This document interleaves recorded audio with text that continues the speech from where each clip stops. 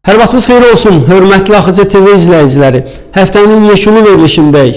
Həftə ərzində ölkəmizdə, regionda, beynəlxalq müstəvidə baş vermiş ictimai-siyasi proseslərin təhlili üçün bu dəfə studiyamıza çox hörmətli qonağımız Azərbaycan Dövlət Pedaqoji Universitetinin beynəlxalq əlaqələr üzrə prorektoru, Qərbi Azərbaycan İcmasının İdarə Heyətinin üzvü, filologiya elmləri doktoru, professor, şairə, publisist, pedaqoq Mahirə Nağı qızı Hüseynovanı dəvət etmişik.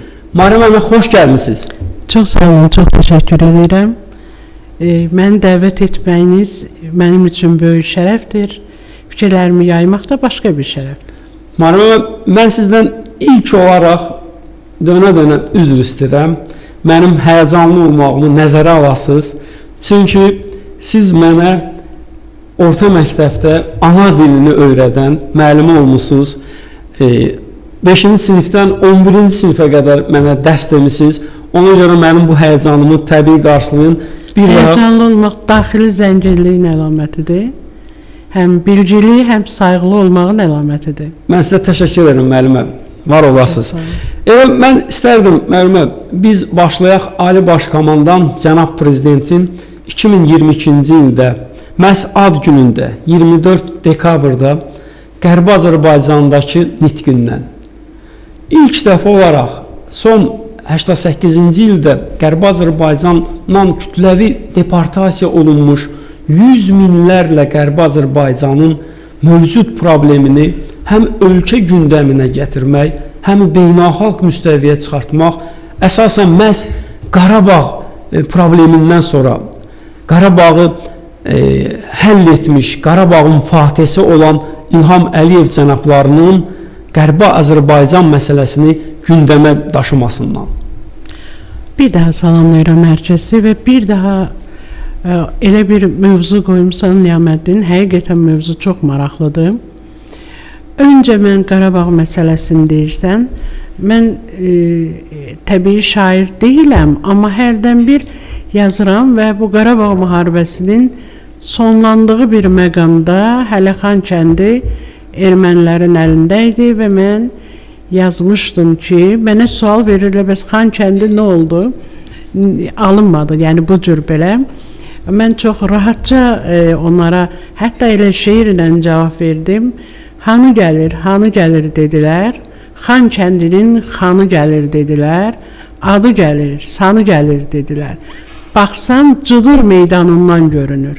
Cıdır meydanını almışdı, Şuşanı almışdı cənab prezident Ali Baş Komandan müzəffər ordumuzla birgə. O böyük fəthdən sonra, o böyük torpaqlarımıza qayıdışdan sonra təbii ki, Xan kəndi də boşaldılacaq idi. Ona görə mən deyirdim ki, Xan kəndinin xanı gəlir dedilər. Gərək ki, mən bir müddət orta məktəblərdə dərs demişəm və orta məktəblərdə dərs deyəndə Şuşa alınanda biz sinif otağında uşaqlarla ağlayırdıq. Mən ağlayırdım, mən dərdim böyüklüyünü bilirdim. Amma uşaqlar da müəllim ağlayırsa deməli faciə var deyə onlar da ağlayırdı. Bax, Şuşanın işğalı bizə bu cür acını yaşatmışdı.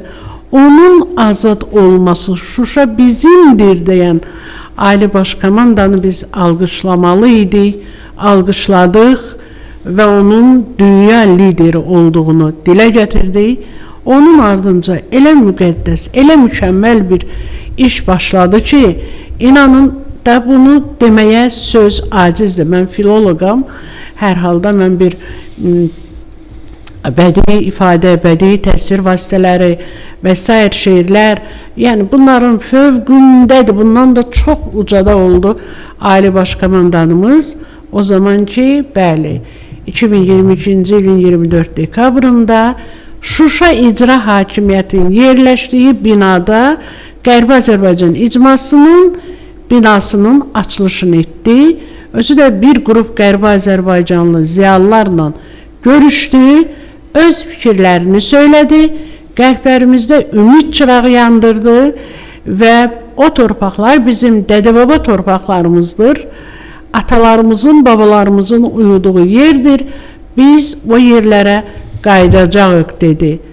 Bəli, bundan möhtəşəm bir söz yox idi. Xalqı bundan çox ruhlandıran digər bir söz yox idi.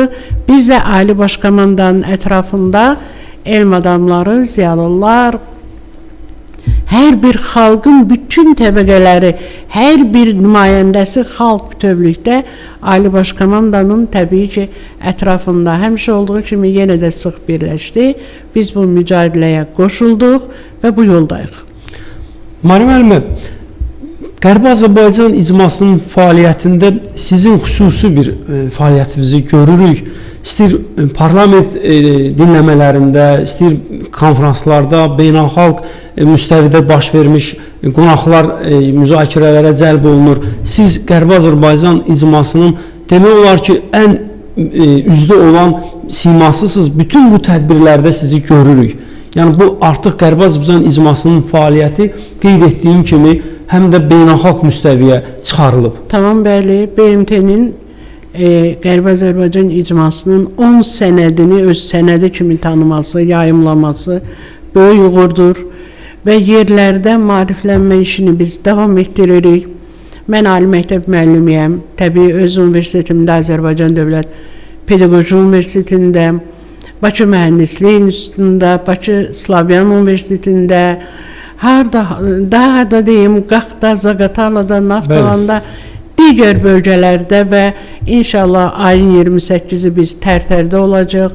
Bütün getdiyimiz, olduğumuz yerlərdə maariflənmə işi ilə məşğuluq, insanların, sonra doğulanların, burada doğulanların. Bəzən də elələri var ki, 100 illərdir onun atası, babası köçüb gəlib.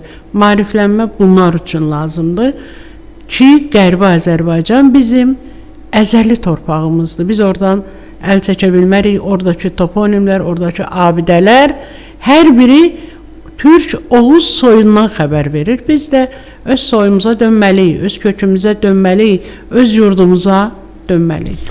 Cənab Prezidentin çox gözəl bir nitqi var. Biz Qərbi Azərbaycana qayıdacağıq. Sülh şəraitində, maşınlarla qayıdacağıq. Yəni çox doğru, çox doğru, düz deyirsən Niyaməddin. Məsələ nədədir? Mən də bir anayam, mən bir Türk xanımıyam, bir insanam, bir vətəndaşam. Mən də istəmərəm müharibə olsun. Mən də istəmirəm yenə qanlar axıdılsın, yenə evlərə şəhidlər gəlsin, yenə də bu qanqada təkrar olsun. Təbii ki, mən bir vətəndaş olaraq istəmirəm, amma Cənab Ali Baş Komandan ölkənin rəhbəri olaraq bunu bəyan etdi ki, bəli, biz o torpaqlara sülhlə qayıdacağıq. Kitablar yazmaqla, kitablarda o qədim mənbələrə əsaslanmaqla, dünya səyyahlarının, coğrafiyaşünaslarının tərtib etdikləri xəritələrlə sübut edəcək ki, bəli, bu torpaqlar bizimdir. Məncə sizin ailənizdə də mütləq var. Qərbi Azərbaycanda doğum şəhadətnaməsi almış insanlar, biz öz doğulduğumuz yerə, öz hökumətlərinin verdiyi sənədlə öz doğulduğumuz evə qayıtmaq istəyirik. Başqa heç nə istəmirik. Yəni, kimsənin torpağında gözümüz yoxdur, heç bir iddiamız yoxdur, doğulduğumuz torpaqlara qayıdacağıq. Bu bizim amalımızdır. Mən çox qürurluyam, çox sevinirəm ki, bizim bu amalımızda, bizim bu istəyimizdə bizim dəstəkləyicimiz Ali Baş Komandanımız var. Bəli, hörmətli Mariam müəllimə, məhz Azərbaycan artıq bir dünyaya fakt qoyub ki, bugün Xankəndindən deyək ki, 30 min Azərbaycan vətəndaşı olan ermənilərin getməsi sizi narahat edirsə, o cümlədən də son 88-ci ildə gəlmiş 300 min Qərbi Azərbaycanlının 87-91-ci illərdə 300-350 min, bu amma azdır. Bəli. Çünki hamı siyahıya alınmayıbdır. Mən tanıdığım ailələr, hamısı çox uşaqlıdır. Onlar qətiyyən çoxu qeydə alınmayıb. Məsələn, indi biz araşdırırıq, elə mahallar var, heç onun adı düşməyibdir, yoxdur.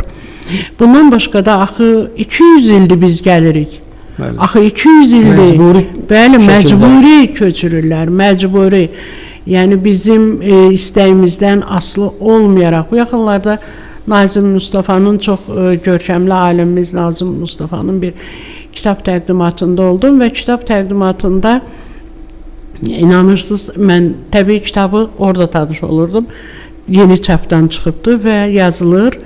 1828-ci ildə Lazarev Urmiyadan dünya ermənilərinə səslənir. Dünyanın harasında tayfalar şəklində yaşayırlar. Onlara səslənir ki, sizə vətən verəcəklər, bu vətəndə sizə gözəl təminat verəcəklər. Hamınız hökumətin, o Eçməcin kilsəsinin keşişlərinə qulaq asın, hara deyirlər, orada göndərin. Özünüz baxın, vətəni də verərlərmi? Vətəndə doğularlar, vətəndə böyüyərlər, vətəndə məzarlıqlar olar, dədə babanın məzarlığı olar, ziyarətgahları olar, gitgəli olar. Bu necə olur? Toponim olar. Necə olar? Vətəni necə verərlər insanlara? Bax, beləcə Çar Rusiyasının təkidi, təzyiqi ilə 200 il müddətində kiçik bir erməni vilayətini böyüdüb Ermənistan Respublikası edə bildilər. Müəllimə, mən bir mənəvi borc bilirəm ki, Qərbi Azərbaycan məsələsi müzakirə olunursa, mütləq şəkildə Azərbaycanın çox görkəmli dövlət adamı, Azərbaycan ağsaqqalı, xüsusən Qərbi Azərbaycanla bağlı hər zaman Qərbi Azərbaycan mövzusunu hətta 88-ci ildən ilk dövrlərdən o ağrılı, acılı, yüz minlərlə insan o qaçqın düşdüyü bir ərəfədə Azərbaycanın rəsmi dövlət səviyyəsində, gündəmində saxlayan bizim mərhum Həsən müəllimi yad etməmək doğru deyildir. Mən parlament jurnalisti olmuşam, Həsən müəllimin parlament fəaliyyəti dövründə yaxından təmaslarım olub. O doğrudan da böyük bir Azərbaycanlı idi. Xüsusən Qərbi Azərbaycanlıların məsələsini hər zaman gündəmə gətirirdi və necə deyərlər müəllimə, artıq Həsən müəllimdən sonra bu missiyanı siz həyata keçirdirsiniz bütövlükdə. Ona görə istərdim ki, məhz bu istiqamətdə də çox sağ ol, çox təşəkkür edirəm. Bəli, Həsən müəllim Qərbi Azərbaycanlı olmağı ilə həmişə fəxr edibdir və Qərbi Azərbaycan mövzusunda olan nə varsa, Ulu Öndərlə görüşdən sonra 97-ci ildə o görüşdən çıxan kimi gəldi kafedraya. 14 nəfərə Qərbi Azərbaycanla bağlı elm işlər verdi, dissertasiyalar verdi və axıra qədər ona rəhbərlik etdi, müdafiə etdirdi. Qərbi Azərbaycan toponimləri, Qərbi Azərbaycan abidələri, Qərbi Azərbaycan dialekt və şivələri, Qərbi Azərbaycanın folkloru və s. mövzularda və sona qədər də mübarizə apardı. Bəli, 87-ci ildən bəri qaçqın düşən insanların, məcburi köçürülən insanların hər birinin önündə getdi, dayağı oldu və bir xatırlatma eləyim ki, çox gözəl şeirləri var Həsən müəllimin. Düzdür, Həsən müəllim türkoloqdur, dilçi alimdir. Azərbaycan dilində feil, sifət bəhsinin araşdırıcısıdır. Bunu Azərbaycan dilçilik ədəbiyyatında bu artıq qəbul olunubdur, bu belədir. Amma eyni zamanda Həsən Mirzə təxəllüsü ilə bəzi şeirlər də yazıb. Təyyarə ilə Naxçıvana gedəndə təyyarədən aşağı baxır və bilir ki, öz yerlərinin, o mahalın, dərələzin üstündən keçir. Qərbi Azərbaycanlı. Deyir ki, buludlar örpək şalındır, lalələr xalça xalındır, Həsən Mirzə qonağındır, de qalsınmı səndə dağlar? O qədər ürək göynədən, o qədər, məsələn, onun Aşıq Mehdi ilə dəyişməsi var. Aşıq Mehdi ilə dəyişmədə yüzlərlə Qərbi Azərbaycana məxsus toponimləri sadalayır və Aşıq Mehdi də onun üçün bilirsiniz, Aşıq Mehdinin də əsli kökü olubdur Dərələyizin Her kəndindən, sonra köçüb həmin bu köçlər sayəsində Tərtərin Bəyimsarovlu kəndinə pənah aparıblar, amma bunların əlaqələri daim olubdur. Həsən Mirzəyev şeirlərin daha başqa birində yazır ki, çox ötüb keçsə də il Dərələyəz, mütləq gələcəyəm bil Dərələyəz, sanki bu günü görürmüş və biz mütləq o torpağa qayıdacağıq Ali Baş Komandanımızın rəhbərliyi ilə. Sanki Həsən müəllim də bu günləri görürmüş və deyir ki, çox etib keçsə də il Dərələyəz, mütləq gələcəyəm bil Dərələyəz və Həsən müəllimin 14 cildli kitabının 1-ci cildi Qərbi Azərbaycanın Dərələyəz mahalı adlanır. Həmin Dərələyəz mahalında bütöv Dərələyəz qarış-qarış kənd adları, qəsəbə adları, körpə adları, abidə adları, çay, göl, bütün nə varsa hamısını bir ensiklopediya xarakterli bir kitabdır.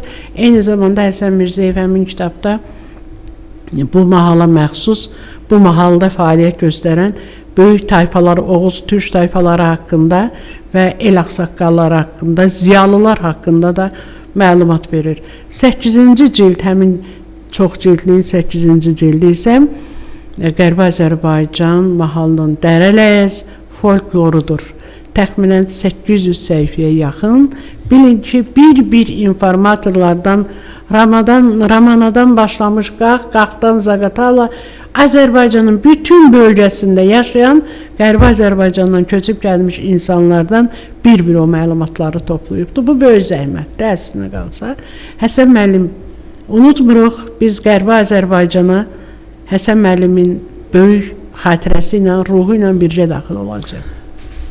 Hörmətli müəlliməm, mən həm də onu qeyd etmək istərdim ki, Həsən müəllim məhz mərhum Heydər Əliyevə ilk gündən ən çətin dövrlərdə, Heydər Əliyevin ən Azərbaycanın o xilas etdiyi dövrlərdə, dövlətin ağır bir vəziyyətində bir ziyalı olaraq ilk dəstək verən şəxslərdən olubdur. Siyasi dəstək verib, bir cəsarət nümayiş etdiribdir, çəkinmədən o dövrdə ən ağır təzyiqlərə məruz qalmağına baxmayaraq Heydər Əliyevə ilk böyük dəstək verən ziyalı olubdur. Çox ağıllı adam idi, çox yüksək intellekti vardı. Həsən müəllim çox düşüncəli insan idi və Ulu Öndərdən sonra arada bildiniz hakimiyyət dəyişmələri, Mütəllibov, Vəzirov, başqa dəyişmələr filan. Amma görürsünüz, Həsən Mirzəyev Heydər Əliyevin silahdaşı olub. Çünki Heydər Əliyev Azərbaycan sevər idi. Canı kimi sevirdi, gözü kimi sevirdi vətəni. Yolu düzgün idi, xalqın yoluydu, xalqın müdafiəsi yoluydu. Həsən müəllimə bütün bunları görürdü, ona görə onun yanındaydı, silahdaşı idi ömrünün sonuna qədər. Heydər Əliyev yolu Azərbaycanın xilası yoluydu. Ona görə də Həsən müəllim də düşüncəli bir insan idi və Heydər Əliyevin yanındaydı. Bu belədir.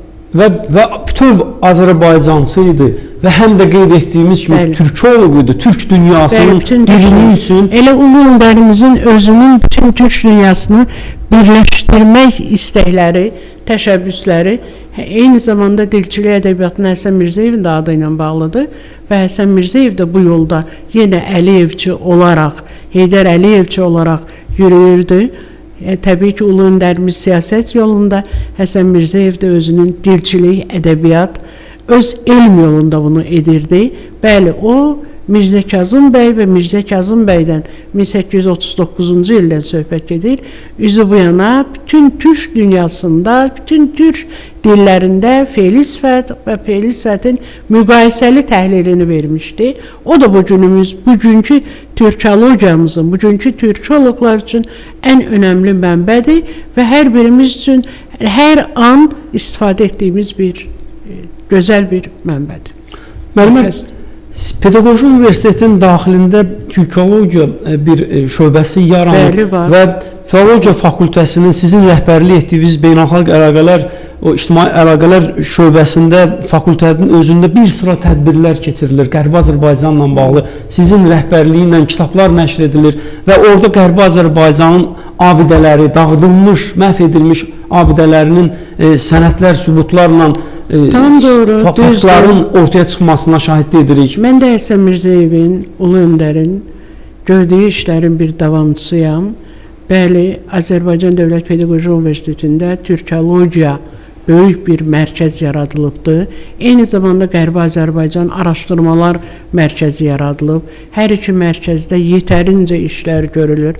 Məsələn, türkoloji mərkəzdə Mahmud Kaşqari adında beynəlxalq indeksli jurnal çap olunur. Bütün türk dünyası, Qırğızistan, Özbəkistan, Qazaxıstan, Qaqauziya, Türkiyə, türkləri hamı orada məqalələrini verir, çap edir. Bu yaxınlarda 34 nəfər Özbəkistanın müxtəlif 7-8 universitetin nümayəndəsi bizim universitetdə idi. Hələ də oradadılar, bəli getməyiblər və Mahmud Kaşqari jurnalından əlavə böyük bir kitab çap etdirdik. Həmin kitabda bütün necə deyirlər, Orta Asiyada yaşayan və Moldaviyada yaşayan Qaqavuzların, eyni zamanda Türkiyə türklərinin məqalələri yığıldı və onların müzakirəsini keçirdik. Çox maraqlı oldu. Eyni zamanda Qərbi Azərbaycan araşdırmaları, bütün bunlar hamısı beynəlxalq əlaqələr üzrə prorektorluğun nəzdində fəaliyyət göstərir və Qərbi Azərbaycan Araşdırmalar Mərkəzi fəaliyyət göstərir. Artıq bizim 7 sayımız işığımızı görüb, Yurdun Səsi qəzeti və dönənki tədbirimizdə Aşıq Ələsgərə İz jurnalı, sən də orada iştirak edirdin. Çox maraqlı idi, həddindən artıq maraqlı idi ki, İz jurnalında Qərbi Azərbaycanın, Qərbi Azərbaycanlıların gözü ilə, amma digər alimlərin, ziyalıların da orada sözləri verilir və məqalələri verilir. Çox həddindən artıq böyük incəsənət nümunələri sən şahid oldun, nümayiş olundu və böyük ustadın, Aşıq Ələsgərin də yubiley tədbirində olduq. Artıq onun 200 illiyindən bir neçə vaxt keçir, amma biz hələ də onun irsinin araşdırılması ilə məşğuluq. Hörmətli müəlliməm, toponimlərimiz ki var, o Qərbi Azərbaycanda olan adlar, onun müxtəlif formada ermənilər onu dəyişdirsə də, biz qeyd etdiyimiz kimi, sizin kimi aydınlarımızla, ziyalılarımızla, Həsən müəllim kimi ziyalılarımızla biz onu qorumuşuq. Bugünkü fakt kimi artıq kitab formasında onu bir sıra xarici dillərə tərcüməsi... Bəli var, onu da deyim Niyaməddin, çox müdaxilə edirəm sözünə, amma üzülü say. Həsən Mirzəyevin həmin birinci cil kitabının son bir 15 səhifəsi təxminən cədvəl şəklində adı nə idi, dəyişdirilib nə olub. Adı nə idi, bu kəndin dəyişdirilib nə olub, hamısı verilir. Ondan sonra Mahirə xanımın, Mahirə Nağızının Paleotoponimlər kitabı Qərbi Azərbaycanla bağlı. Eyni zamanda 20-ci əsrdə Qərbi Azərbaycan Dərələz mahalında baş verən etnosit və urbisit aktları, kəndləri, insanları, xəritələri, kitabları məhv etmək barbarlığın nümunəsidir və biz onların hamısını öz kitablarımızda işıqlandırırıq. Eyni zamanda bu Həsən müəllim bir yolunun davamı kimi də götürmək olar, elədir. Amma bu bizim borcumuzdur. Toponimlər, mərhum Ağamsı Axundov deyirdi ki, toponimlər tarixin güzgüsüdür, torpağın köksündə yatır. Yəni, Dərələyə sözünün özü, Göyçə sözünün özü məhz türk sözüdür, türk Oğuz sözüdür. Onun başqa bir adı, yəni erməni dilinə heç bir qarşılığı yoxdur. Yəni, qarşılacağı yoxdur da, erməni sözü deyil. Yəni, Dərələyəz, dərədə yaşayan Al Oğuzlardır. Ələyəz eyni zamanda Al Oğuzlardır. Qovuşuq, Qov tayfalarının yaşadığı yerdir. Ay səsi bu meşəlik içərisində olduğu üçün, bu kənd meşənin ətəyindədir. Bu meşədəki çoxlu aylara işarə, yəni məntiq var da, məntiqlə bunu araşdırıb ortalığa qoysan, görəcək Salsal qalasının erməniyə aidiyyəti var. Şah Abbas Kərvansarasında və ya Güney Vəngin, Qoşa Vəngin, bəzən onlar Vəng sözünə Vanq deyirlər, çünki onlarda ə yoxdur, amma Vəngdir, bu Vanq deyil. Vəng sözü isə Mahmud Kaşqarinin Divan Lüğəti Türk əsərində 950 il bundan öncə yazır ki, Vəng, Veng, Beng, Bengü ziyarət yeri deməkdir. Bizim ulu babalarımız, qədim Oğuzların qədim ziyarət yerlərinə Vəng deyiblər də, bu Vanq deyil ki. Yəni, bu erməni xülyapərəstliyidir. Bir şey də deyim ki, Zavin Korkodyan yazır ki, 1831-1931-ci illərdə Ermənistan əhalisi haqqında belə bir kitab yazır və yazır ki, ermənilər, Ermənistan hökuməti 575 min Azərbaycanlıdan 565 minini ya öldürdü, ya da ölkədən çıxardı, Ermənistandan çıxardı. Monoetnik bir dövlət yaratdı. Monarxik dövlət yaratmaq onun xeyrinə idi, çünki Ermənistan quracaqdı. Amma dünya buna sustu, amma dünya buna səs vermədi, indi də vermir. Monoetniklik hansı dövlətdə var? Yalnız Ermənistanda və bu təbii ki, dözülməz bir şeydir. Yenə İlya Çarçavadze 1902-ci ildə yazdığım Erməni alimləri və Ağlayan Daşlar kitabında yazır ki, Erməni alimləri daşları abidələrdən çıxarır, üzərində erməni dilində yazılar yazır, yenidən divarlara qoyurdular. Bu isə doğrudan saxtakarlıqdır. Doğrudan daşlar zara gəlib ağlayır. Doğrudan bu barbarlıq hara gedir? Kimə lazımdır? Kim bunun cavabını verəcək? Dünyanın hər yerindən erməniləri yığıb 40 min İrəvanda yaşayan Azərbaycanlı Şərəyə köçürdülər. Çünki orada cəmi 27%-ə qədər erməni var idi. Onlar da hamısı ustaydılar. Nələrisə yaradırdılar, kiminsə həyətində işləyirdilər. Amma ağalar, bəylər var idi orada. İrəvanın yiyələri var idi. Və 40 min Azərbaycanlı Şərəyə yerləşdirəndən sonra Rus-İran müharibəsinə uduzan İrandan 40 min ermənini gətirib İrəvanda yerləşdirdilər. 51 plus olmalıydı, oldu.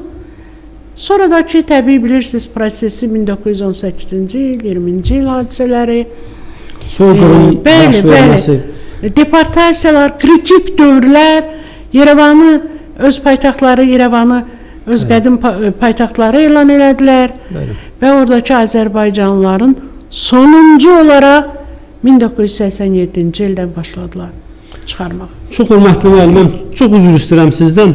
Bilirsiniz ki, mən də əslən Qərbi Azərbaycan kökənliyəm, Zəngəzurluyam. Mən xatırlayıram, mənim uşaq ikən nənəmin etdiyi çıxışlar və mən ondan bir sitat gətirmək istəyirəm ki, mənim nənəm qeyd edirdi ki, biz 1905-ci ildə Zəngəzurda ermənilər soyqırım törədib. Bəzi hallarda bunu 1918 üçün deyirlər ki, martda soyqırım olub. Amma nənəm deyirdi ki, 1900 ilk qırğını ermənilər 1905-ci ildə bizim xanımlarımız özün də belə deyir, mən 5 açılanla ifadə də belə idi. Biz vuruşurduq, qadınlarımız belə erməni o soyqırımının qarşısına çıxmışdıq, mübarizə aparırdıq. Nəmədir, sən ziyalı bir adamsan və biz ziyalıyıq. Bizim üçün Qərbi Azərbaycan ayrıca bir vilayət, ölkə və bizdə zaten Qərbi Azərbaycan yox, bütün Azərbaycan uğrunda mübarizədəyik. Qərbi Azərbaycan Azərbaycanın bir hissəsidir. Biz o bir hissəsi üçün mübarizə aparırıq.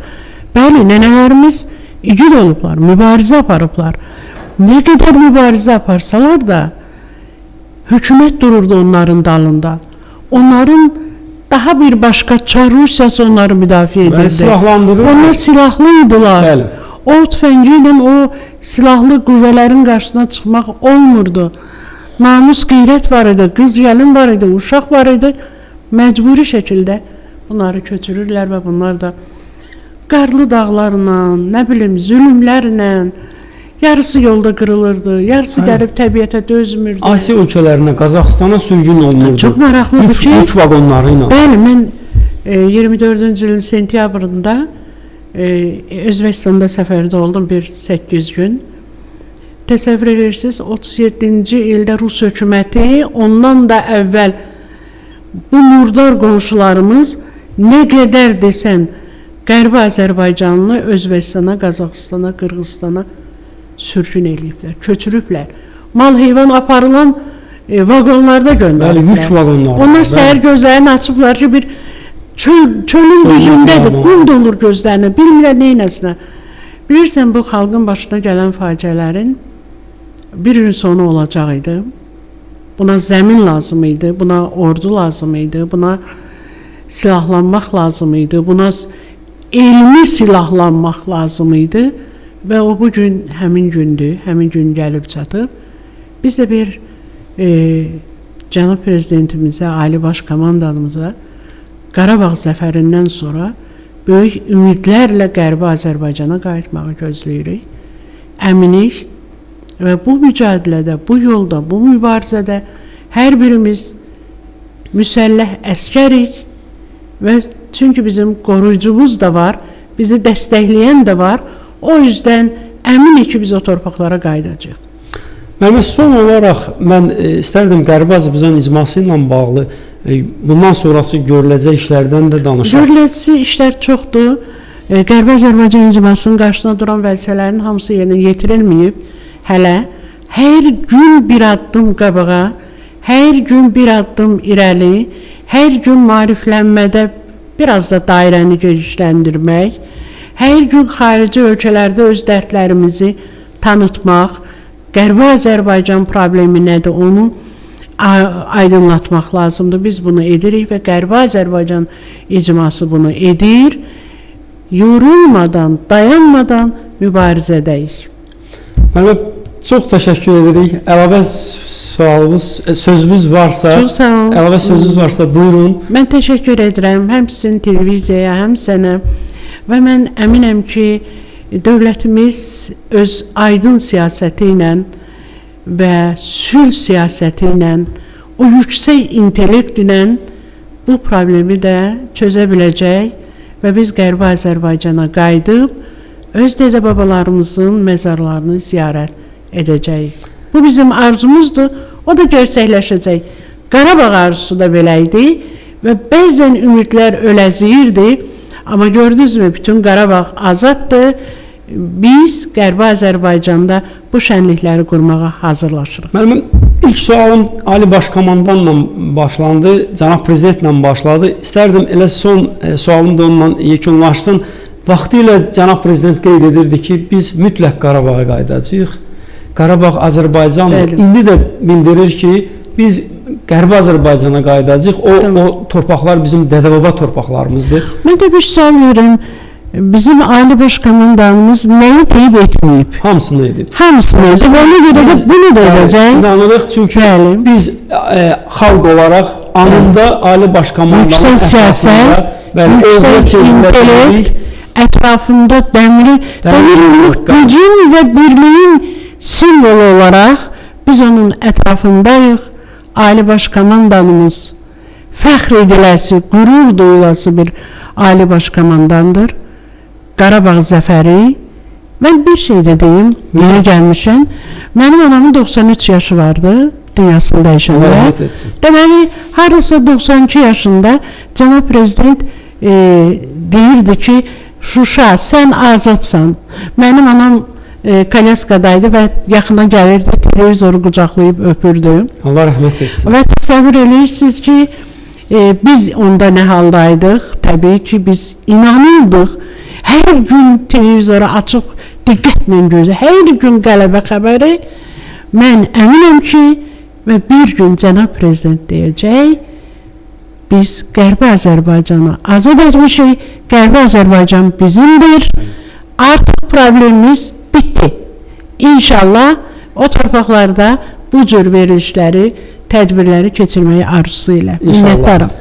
Müəllimə, sonunda sizə AXC TV-nin rəhbərliyi adından təşəkkürümüzü bildiririk. Çox sağ olun. Bütövlükdə rəhbərliyi adından bunu Xalqın yolunda olan hər kəsi alqışlayıram. Xalqın problemlərini öz problemi sayan hər kəsi alqışlayıram və mən televiziya studiyaya gələndə bir şəhid anasını gördüm. Şəhid anasının şəhid övladına məhz sizin təşkilatın çıxardığı kitabı. Məhz Qüdrət bəyin Həsənquliyevin çox gözəl və sizə təşəkkürümü çox sağ olun. O xanım, o şəhidin o ümidlərini ki doğrultmusunuz. Allah da sizdən razı olsun və xalqın belə oğullarının Cənab Prezidentin başçılığı ilə Qərbi Azərbaycanda olacağına qəti şübhəm yoxdur. Çox təşəkkür edirəm. Çox sağ olun. Hörmətli tamaşaçılar, xatırladım ki, bu dəfəki qonağımız Azərbaycan Dövlət Pedaqoji Universitetinin Beynəlxalq Əlaqələr üzrə prorektoru, Qərbi Azərbaycan icmasının üzvü, filologiya elmləri doktoru, professor, şairə, publisist, pedaqoq Mahirə Nağı qızı Hüseynova idi. Sağ olun, növbəti görüşədək. Təşəkkür edirəm.